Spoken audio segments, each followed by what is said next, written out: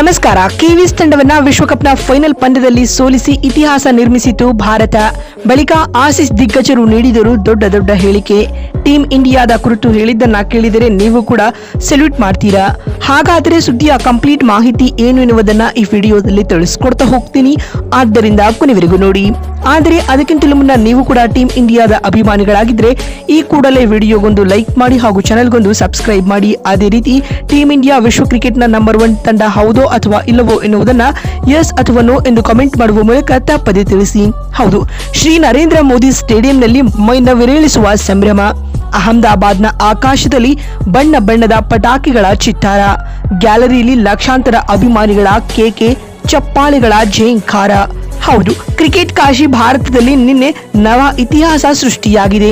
New Zealand ತಂಡವನ್ನ final ಪಂದ್ಯದಲ್ಲಿ ಮಣಿಸಿದ team India ಸತತ 2ನೇ ಬಾರಿ T20 ವಿಶ್ವಕಪ್ ಟ್ರೋಫಿಗೆ ಮುತ್ತಿಕ್ಕುವ ಮೂಲಕ ವಿಶ್ವ ಚಾಂಪಿಯನ್ ಪಟ್ಟವನ್ನ ತನ್ನಲ್ಲೇ ಉಳಿಸಿಕೊಂಡಿದೆ ಸ್ನೇಹಿತರೆ. ಇದರೊಂದಿಗೆ history defeated and history repeated ಅನ್ನುವ ಘೋಷವಾಕ್ಯ ಮುಳುಗಿದೆ. ಇದಲ್ಲದೆ 3ನೇ ಬಾರಿ T20 ವಿಶ್ವಕಪ್ ಗೆದ್ದ ಮೊದಲ ತಂಡ ಎಂಬ ಹೆಗ್ಗಳಿಕೆಗೂ ಇದೀಗ ಮೆನ್ ಇನ್ ಬ್ಲೂ ಪಡೆ ಪಾತ್ರವಾಗಿದೆ ಸ್ನೇಹಿತರೆ. ಇದಕ್ಕೂ ಮುನ್ನ ನರೇಂದ್ರ ಮೋದಿ ಸ್ಟೇಡಿಯಂನಲ್ಲಿ ಟಾಸ್ ಸೋತು ಮೊದಲು ಬ್ಯಾಟಿಂಗ್ ಮಾಡಿದ ಭಾರತ 20 ಓವರ್ಗಳಲ್ಲಿ 5 ವಿಕೆಟ್ ನಷ್ಟಕ್ಕೆ 255 ರನ್ ಕಲೆ ಹಾಕಿತು. ಸ್ಯಾಮ್ಸನ್, ಕಿಶನ್, ಅಭಿಷೇಕ್ ತಲಾ ಅರ್ಧ ಶತಕಗಳನ್ನು ಸಿಡಿಸಿ ಮಿಂಚಿದರು. ಈ ಗುರಿಯನ್ನು ಬೆನ್ನಟ್ಟಿದಂತ ನ್ಯೂಜಿಲೆಂಡ್ ಆಟ ಕೇವಲ 159 ರನ್ಗಳಿಗೆ ನಿಂತು ಹೋಯಿತು.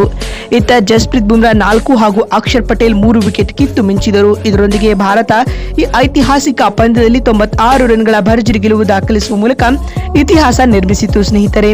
ಇನ್ನಿತ್ತ ಭಾರತ ಪಂದ್ಯ ಗೆದ್ದ ಬಳಿಕ ಮಾತನಾಡಿದ ಆಸೀಸ್ ದಿಗ್ಗಜ ರಿಕಿ ಪಾಂಟಿಂಗ್ ಈ ರೀತಿಯಾಗಿ ಹೇಳಿದ್ದಾರೆ.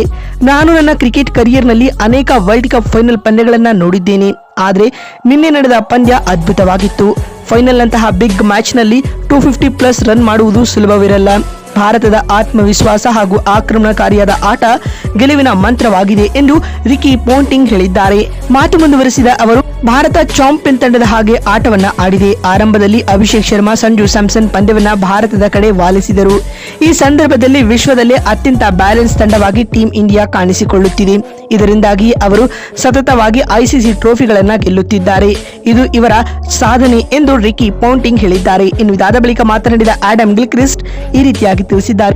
ಈ ತರಹದ ಕ್ಲಿನಿಕಲ್ ವಿನ್ ಬರುತ್ತೆ ಅಂತ ನಿರೀಕ್ಷಿಸಿರಲಿಲ್ಲ. ಪವರ್ ಪ್ಲೇನಲ್ಲಿ 90ಕ್ಕೂ ಅಧಿಕ ರನ್ ಬಾರಿಸಿದ ಭಾರತ ಒಳ್ಳೆಯ ಆರಂಭವನ್ನ ಪಡೆದುಕೊಂಡಿತು. ಅಲ್ಲಿಂದ ಬುಮ್ರಾ ಪಂದ್ಯದ ಸಂಪೂರ್ಣ ಜವಾಬ್ದಾರಿಯನ್ನ ಹೊತ್ತುಕೊಂಡರು.